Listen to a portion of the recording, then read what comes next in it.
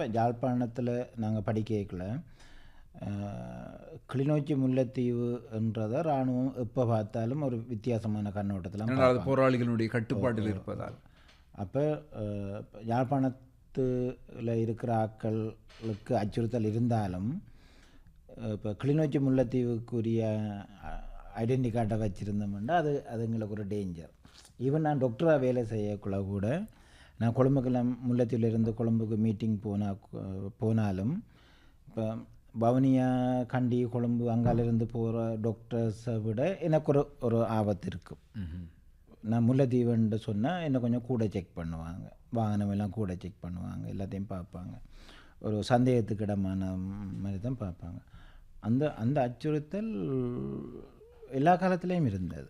அந்த ஏண்டா முல்லைத்தீவுன்ற ஒரு எங்கேருந்து வர இப்போ கூட இருக்குதானே,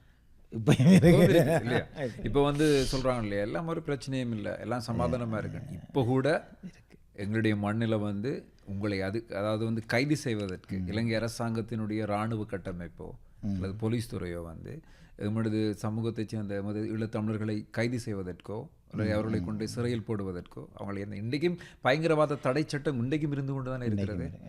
அப்போ இந்த பயங்கரவாத தடை சட்டம் யாருக்கு எதிராக போடப்பட்டிருக்கிறது? இந்த கேள்வியை வந்து எங்கள் மண்ணில் வாழக்கூடிய இளம் தலைமுறை வந்து உணர்ந்து கொள்வோம்.